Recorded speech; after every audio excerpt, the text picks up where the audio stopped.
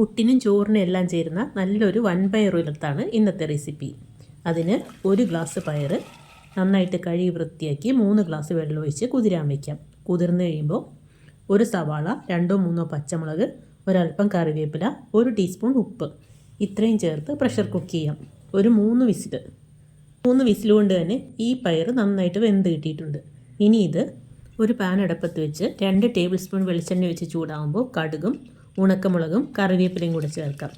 ഇനി അതിലേക്ക് ഒരു കഷ്ണം ഇഞ്ചിയും 2-3 വെളുത്തുള്ളി ചതച്ചതും കൂടെ ചേർത്ത് ഒന്ന് ഇളക്കി കൊടുത്തതിന് ശേഷം ഒരു സവാള പൊടിയായി അരിഞ്ഞ് ചേർത്ത് കൊടുക്കാം. സവാളയ്ക്ക് പകരം ചുവന്നുള്ളി ചതച്ച് ചേർത്ത് കൊടുത്താലും മതി.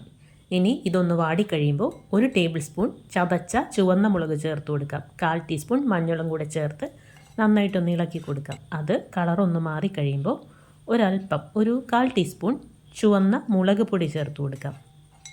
ഇനി ഇതുകൂടെ ഒന്ന് വഴറ്റിക്കഴിഞ്ഞ് വേവിച്ച് വെച്ച പയർ ചേർത്ത് കൊടുക്കാം. നന്നായിട്ട് ഒന്ന് ഇളക്കി കൊടുക്കണം. ആവശ്യമുണ്ടെങ്കിൽ ഒരൽപ്പം ഉപ്പ് കൂടി ചേർത്ത് കൊടുക്കാം. ഇനി നന്നായിട്ടൊന്ന് ഇളക്കി കൊടുക്കണം. കറി ഒരൽപ്പം ഡ്രൈ ആയിട്ട് മതിയെങ്കിൽ ഇങ്ങനെ മതി.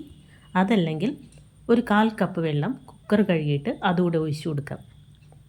നന്നായിട്ടൊന്ന് തിളച്ച് കഴിയുമ്പോൾ ഒന്ന് ഇളക്കി കൊടുത്ത ശേഷം ഒരൽപ്പം കറിവേപ്പില കൂടെ ചേർത്ത് കൊടുക്കാം. എന്നിട്ട് വീണ്ടും നന്നായിട്ടൊന്ന് ഇളക്കി ഗ്യാസ് ഓഫ് ചെയ്യാം.